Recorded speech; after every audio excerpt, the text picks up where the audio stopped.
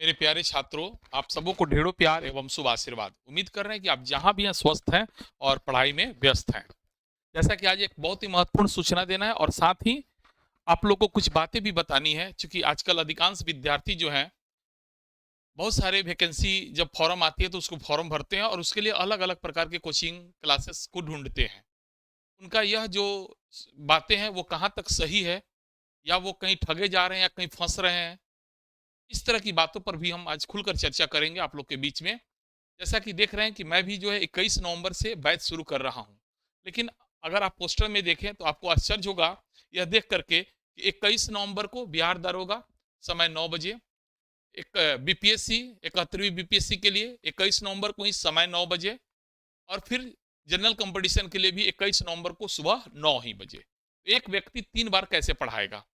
ये बात बिल्कुल आपको हजम नहीं होगी, और बहुत से लोग इस तरह मेरी बातों का आलोचना भी करेंगे, लेकिन मैं ये चाहता हूं कि पहले एक बार आप मेरी बात को ध्यान से सुने और अपनी बुद्धिजीविता का प्रयोग करते हुए इस बात को समझने का कोशिश करें। सबसे पहली बात ये ध्यान दीजिए, कोई भी कंपटीशन होता है जहां पे हम लोग जीके जीएस की अगर हम बात करते हैं, तो याद रखिएगा जीके जीएस में जो हम लोग को पढ़ना रहता है वो कुछ कॉमन सब्जेक्ट्स है, उसी को पढ़ाई करना रहता है। जैसे कि हिस्ट्री हम लोग को पढ़ना रहता है, पॉलिटी पढ़ना रहता है ना, ज्योग्राफी पढ़ना है, इकोनॉमिक्स पढ़ना है ना, साइंस पढ़ना है, करंट अफेयर्स पढ़ना है ना। इतना सब्जेक्ट्स जो है हम लोग को, जैसे हिस्ट्री में अब क्या पढ़ना है, तो हिस्ट्री में आपको एंशियंट हिस्ट्री पढ़ना है, प्राचीन भारत, मध्यकालीन भारत, आधुनिक भारत। हाँ, पॉलिटी के अंतर्गत जनरली हम लोग भारत का संविधान, जिसका सही नाम है इंडियन गवर्नमेंट एंड पॉलिटिक्स, भारतीय शासन एवं राजनीति। ज्योग्राफी में हम लोग का 3 सेक्शन होता है, फिजिकल ज्योग्राफी यानी भौतिक भूगोल, इंडियन ज्योग्राफी यानी भारत का भूगोल, और वर्ल्ड ज्योग्राफी यानी विश्व का भूगोल। उसके बाद इकोनॉमिक्स है, उसके साइंस है, और उसके बाद करेंट अफेयर्स। साइंस में फिजिक्स, केमिस्ट्री और बायोलॉजी। ठीक है। आप किसी भी तरीके का एग्जाम का तैयारी करें, इन सारे सब्जेक्ट्स का अगर आपके पास नॉलेज है, तभी आप कोई एग्जाम क्लियर कर पाइएगा, वरना आप एग्जाम क्लियर नहीं कर पाइएगा। चलिए, दूसरी महत्वपूर्ण बात है, तो फिर ये अलग अलग पोस्टर क्यों, या फिर कोचिंग वाले अलग अलग प्रकार के बैच को क्यों निकालते हैं? ध्यान दीजिए, ये इसलिए निकालते हैं क्योंकि बच्चे के दिमाग में एक माइंडसेट होता है कि हम दरोगा का फॉर्म भर रहे हैं, तो इसके लिए दरोगा का सिलेबस अलग होगा, है ना। सचिवालय सहायक का फॉर्म आएगा तो उसके लिए उसका सिलेबस अलग होगा, बीपीएससी का सिलेबस अलग होगा, है ना। या कोई भी कंपटीशन के बारे में वो चीजें कभी जांच पड़ताल किए नहीं कि उनको पढ़ना क्या है। सही मायनों में मैंने भी यूपीएससी की तैयारी करने के दौरान एक दो बार मैंने जब एसएससी दिया तो मेरा हो गया, मैंने उसके लिए कोई अलग से तैयारी नहीं किया था। ये अलग बात है कि मुख्य परीक्षा में जो मैथ और इंग्लिश होता था उस समय, तो मेरा नहीं हुआ था सिलेक्शन, है ना। असिस्टेंट कमांडेंट दिए तो उसमें भी हुआ था, लेकिन अपने भारी वजन और दौड़ नहीं पाए, जिसकी वजह से मेरा सिलेक्शन नहीं हुआ। लेकिन सबका हमने पीटी निकाला, तो उसके लिए हमने कोई अलग अलग तैयारी नहीं किया था, है ना। अब आपको करना क्या चाहिए और पढ़ना कैसे चाहिए, इस पर थोड़ा हम लोग विचार कर ले। फिर जब इतना अगर अंतर नहीं है, तो फिर बैच अलग क्यों होता है, और अलग अलग बैच है तो उसको हमको कैसे देखना है, उसमें स्पेशली हमको क्या पढ़ना है। ध्यान दीजिए कि चाहे वो बिहार दारोगा का बैच हो, इसमें अगर मान लिया गया अकबर के पिता का नाम पूछता है, या फिर बीपीएससी का बैच हो, इसमें भी अगर अकबर के पिता का नाम पूछता है, या फिर कोई जनरल कंपटीशन का अदर तैयारी हो, अगर इसमें भी अगर अकबर के पिता का नाम पूछता है, तो क्या तीनों में जवाब बदल जाएगा क्या? आप सोच के थोड़ा देखिएगा मेरी बातों को। ठीक है। तो अब मुझे लग रहा है मेरी बात को आप समझ रहे होंगे। तो सबसे पहले आप लोगों को चाहिए कि एक कॉमन सिलेबस डिजाइन करें, खुद से डिजाइन करें, या वैसे टीचर से संपर्क करें जो हर तरह के एग्जाम के लिए एक कॉमन सिलेबस रखा हुआ हो, है ना। पहले उसको पढ़ लीजिए, और उसके बाद थोड़ा सा स्पेसिफिक होना पड़ता है, थोड़ा सा जैसे एग्जाम के हिसाब से उसमें अंतर क्या होता है उसको भी आज हम बताने जा रहे हैं। ठीक है। हम ये मानते हैं कि थोड़ा गहराई का फर्क होता है, लेकिन आजकल हर एग्जाम जो है, यहाँ तक कि बिहार पुलिस जो है बीपीएससी से ऊपर लेवल का सवाल कभी कभी डाल दे रहा है, दरोगा में उसी तरह का क्वेश्चन देखने को मिल रहा है। तो आप कैसे डिसाइड कर पाइएगा कि हम कितना गहराई तक जाएं? आप एक मैक्सिमम जो विद्यार्थी पढ़ सकता है उतना आपको जरूर पढ़ना चाहिए, वरना अगर आप ये सोच रहे हैं कि बिहार पुलिस का एग्जाम है तो उसमें आसान सवाल होगा, दरोगा की तुलना में बीपीएससी का दरोगा का एग्जाम है तो बीपीएससी की तुलना में आसान सवाल होगा, तो ये बहुत बड़े आप गलत फहमी में है। इसी की वजह से आप ध्यान से अगर एक बार विचार कीजिएगा तो आपको पता चलेगा कि आपका रिजल्ट नहीं हो रहा है। ध्यान दीजिएगा, हम सीधा बात करते हैं कि भारत सरकार का नौकरी और बिहार सरकार की नौकरी में जो एग्जाम होता है उसमें थोड़ा डिफरेंस है। डिफरेंस क्या है? डिफरेंस ये है कि सबसे पहले ये चीज जानिए कि जो भी भारत सरकार या बिहार सरकार का एग्जाम हो उसके लिए हिस्ट्री पॉलिटी ज्योग्राफी तो सेम ही होता है ना। हिस्ट्री पॉलिटी ज्योग्राफी जो है वो बिल्कुल सेम है ना।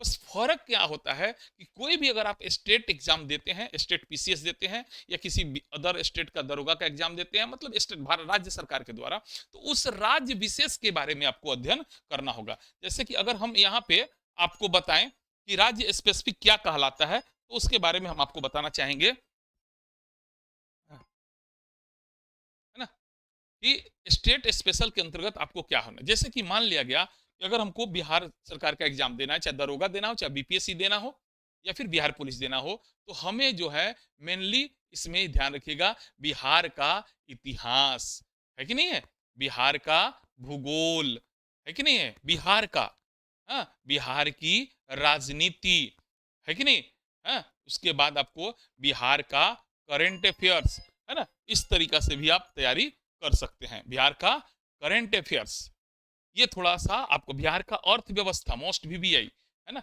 इस तरीका से। तो अगर आप बिहार सरकार का कोई भी एग्जाम दे रहे हो, चाहे आप दारोगा का एग्जाम दे रहे हो, या फिर आप सचिवालय सहायक का एग्जाम दे रहे हो, या फिर आप बीपीएससी का एग्जाम दे रहे हो, आपको इतना जरूर तैयारी करना होगा, सीधा भाषा में हम समझा रहे हैं। लेकिन कब, जब आप एक बार कॉमन सिलेबस यानी भारत का इतिहास, भारत का ये भूगोल, है कि नहीं है, उसका अर्थव्यवस्था, ये सब पढ़ लें, उसके बाद लास्ट में इसका भी अगर आप अध्ययन कर लेंगे तो आपकी तैयारी पूर्ण हो जाएगी।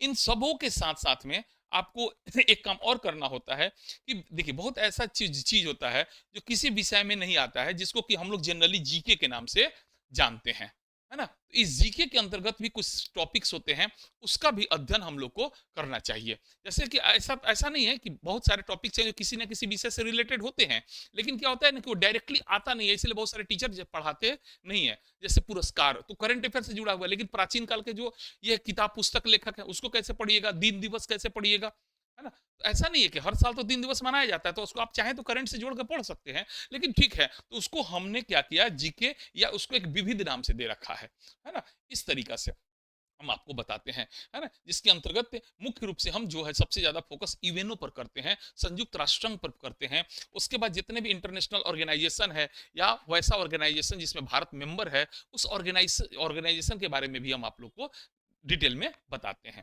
तो ओवरऑल मैं ये बताना चाहता हूं, अगर आप अवतार क्लास को ज्वाइन करते हैं तो आपको क्या मिलने वाला है। तो सबसे पहला चीज, अवतार क्लास को ज्वाइन करने के बाद में आप एक तैयारी में जितना एग्जाम है सबका तैयारी कर सकते हैं। हम सीधा टॉपिक पढ़ाते हैं और छात्रों को छूट दे देते हैं कि तुम अगर रेलवे का तैयारी कर रहे हो तो रेलवे का क्वेश्चन बैंक बना लो, तुम एसएससी का तैयारी कर रहे हो तुम एसएससी का क्वेश्चन बनाओ, तुम दारोगा का तैयारी करो दारोगा का क्वेश्चन बैंक बनाओ। अगर हमने टॉपिक पढ़ाया है तो पूरा डीपली पढ़ाया है, आप मेरा बहुत सारे वीडियो यूट्यूब पे पड़े हुए हैं, आप वहां देख सकते हैं, है कि नहीं है। अगर तुमसे सवाल नहीं बन रहा है तो लेकर आओ, फिर हम मानेंगे। लेकिन थोड़ा सा जो हम डिफरेंस रखे हैं वो क्या रखे हैं, ध्यान दीजिएगा। हमने जनरल कंपटीशन के नाम पे, जनरल कंपटीशन के नाम पे ध्यान से समझिएगा, हमने हिस्ट्री पढ़ाएंगे आपको, है ना, पॉलिटी पढ़ाएंगे, ज्योग्राफी पढ़ाएंगे, है ना, इकोनॉमिक्स पढ़ाएंगे, साइंस पढ़ाएंगे और करंट अफेयर्स पढ़ाएंगे, इतना चीज। और आजकल थोड़ा सा हम विविध पर भी फोकस किए हुए हैं, जनरल कंपटीशन में थोड़ा सा मिसलेनियस टॉपिक भी आपको दे रहे हैं। अब प्रश्न उठता है कि बीपीएससी में क्या पढ़ाएंगे, तो ध्यान दीजिएगा, इतना पढ़ाने के बाद बिहार का इतिहास पढ़ाएंगे आपको। क्या पढ़ाएंगे, बिहार का इतिहास पढ़ाएंगे, है ना, बिहार का भूगोल पढ़ाएंगे, है ना, बिहार की राजनीति पढ़ाएंगे आपको, है ना, उसके बाद बिहार का अर्थव्यवस्था पढ़ाएंगे, है कि नहीं है, बिहार की अर्थव्यवस्था, उसके बाद बिहार का करंट अफेयर्स पढ़ाएंगे आपको, है, समसामयिक की घटना चक्र पढ़ाएंगे। तो प्रश्न उठता है सर दारोगा के लिए, तो सही मायनों में ये दोनों में बहुत ज्यादा अंतर नहीं है, लेकिन थोड़ा सा हम जो अंतर करके हम अपनी समझदारी के हिसाब से क्वेश्चन पैटर्न के हिसाब से अंतर किए हैं, इसको जो है बीपीएससी में थोड़ा कॉन्सेप्चुअल होके पढ़ते हैं और इसमें थोड़ा फैक्चुअल होके, दारोगा में तथ्यात्मक होकर के पढ़ते हैं बिहार स्पेशल, और बीपीएससी में कॉन्सेप्चुअल होके पढ़ा जाता है, क्योंकि बीपीएससी मुख्य परीक्षा में जो दीर्घ उत्तरीय क्वेश्चन होता है उसका भी तो जवाब देना रहता है ना। लेकिन दारोगा का जो मुख्य परीक्षा हो या पीटी हो, सब में ऑब्जेक्टिव क्वेश्चन रहता है, तो इसमें ये सारे चीज को पढ़ते हैं लेकिन फैक्चुअल होकर के पढ़ते हैं, तो थोड़ा समय इसमें कम लगता है। ठीक है, तो आप मेरी बात को अच्छी तरह समझ गए होंगे। अब जितने भी छात्र अगर आप चाहते हैं कि अवतार क्लास ज्वाइन करें, तो हम आपको बता दें 21 नवंबर से आप लोग के लिए बैच शुरू हो रहा है, और मुझे उम्मीद है आप लोग जरूर इस बैच को ज्वाइन करेंगे। अब तक हजारों बच्चे अवतार परिवार से जुड़ करके अपने मंजिल को पा चुके हैं।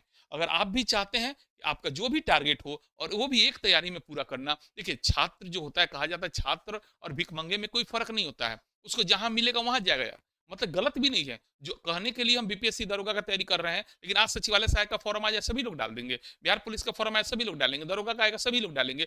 जब आप अकेले होकर के इतने सारे एग्जाम दे रहे हैं, तो फिर आप वैसा तैयारी क्यों नहीं कर रहे हैं?